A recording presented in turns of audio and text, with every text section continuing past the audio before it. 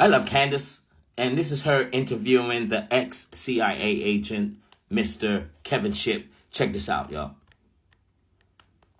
Who you think did each of these huge events, okay? The killing of MLK Jr. Of the C.I.A. operation, because they considered him a dangerous communist. But the FBI was bugging in churches where he was giving some of his speeches in churches. They were bugging the podiums and following him around. He was a top target for elimination. JFK. I think that was a CIA hit, and they may have employed some mafia connections to carry it out because that was their mafia assassination program. Exactly. LBJ was very involved in all that in Dallas. And so he was an evil man. He was an evil man. Okay, what about Pearl Harbor? They knew the attack was coming. They knew where it was going to happen in Pearl Harbor and when. And they told no one, and they let it happen on purpose. That's from the commander of the Pacific Fleet. I would say that's a pretty credible witness. So, yeah. That was a false flag. They admitted that. They admitted they heard it was going to happen. And, how else were you going to get Americans to be on the side of this war that had nothing to do with us? Which brings us to 9/11. Your opinion? My opinion. As a criminal investigator, as a former CIA officer, 9/11 was not the act of a bunch of poorly flight-trained terrorists that executed an unbelievably meticulous piloting of those aircraft. Even pilots, there's pilots for 9/11 Truth now, and they say we could not have done that. Not possible. And then we go to the passport issue, and we go to the Tower 7, which was a controlled demolition. Obviously. You talk to any structural engineer, and I have. And the fact, I think George W. Bush blacked out, I think it was 40 pages of the 9/11 report dealing with Saudi Arabia. So wait a minute, this report was supposed to be for the American people on what happened, and you blacked all these pages out? What in the world? I do not think that it was a bunch of poorly trained or untrained terrorists that did it. I think there was another source behind it. I think it was intentional. And I'm going just from a criminal investigative perspective, just looking at the evidence, what evidence we have, that was an intentional act.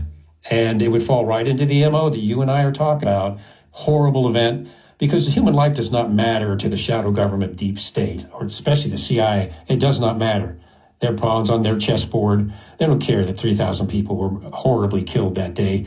But it achieved the aim of gutting the U.S. Constitution, bringing in the horrific Patriot Act, giving the CIA unthinkable authority for secret prisons and torture beyond waterboarding and secret renditions and all of that. The FBI, the ability to spy on Americans came out of the Patriot Act. So it was the perfect national security state energizer that the Patriot Act was. And 70 of the congressmen and senators that read the Patriot Act didn't even read it. They just signed off on it without even reading the bill. So, yeah. I mean, that's... Well, if people think that 9/11 was done by those people, well, there you have it. This is from ex-CIA operative who's a whistleblower, and I'm going to show you another video of Mr. Shipp right in this moment. Here is Mr. Kevin Shipp, who is a CIA whistleblower, break down the benefits of being a whistleblower. Check this out. Hello, everyone. Thanks again for subscribing to my channel. And they tell me to say, if you haven't subscribed, please do, and hit the like button for this video. That'll help get this message out and help with the Google algorithms. Anyway, I got to make a confession to you guys today, because I just got to be honest with you, and that's what today's program is all about. And I finally decided to share something that's pretty important that you may not know yet. But being a CIA whistleblower is not all bad. I have to admit, honestly, that there are some benefits to being a CIA whistleblower. And I just wanted to share that with you guys just for the sake of honesty. For example, there is a CIA 12-step program. I went through the CIA Officers Recovery 12-step program. And the first 6 steps are how to tell the truth again. So I think I made it. Also, I got to tell you too, it's really convenient because when I go to the mailbox, my mail is opened before I get it. What a benefit! Boxes. I even got a box of books open before I got it. That's a great benefit. Saves me time, saves me effort, lets me know what's in there without even having to open the package up.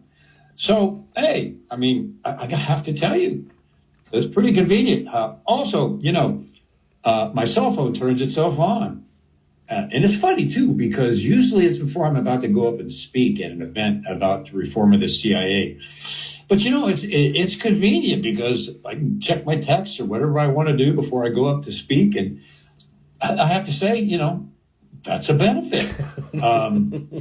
Also, driving around the city, sometimes I get lost, especially Sue, my wife, and I both tend to get lost in cities we haven't been in before. But the great thing is, another benefit that I have as a whistleblower, there's always someone following me.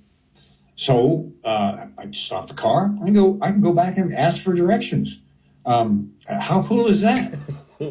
So it's not all negative, everybody. I mean, there's some positives to this. When I travel to speak or which I just did on Candace Owens and other programs, several other programs, and I stay in a hotel room, I always feel really safe because there's always someone on the other side of the wall listening. And, if I have an emergency, I can just shout out and maybe get some help. Maybe not, but at least it makes me feel kind of safe. And Sue and I feel pretty safe at home too. Like we have our own kind of secret protection because there's a man and a woman sitting out in a dark car in front of our house by the curb, all hours of the day and night, just staring straight ahead. I feel pretty flattered by that. Someone at the CIA really cares. So it's just a darn good feeling. The cool thing is you get some free medical service from the CIA.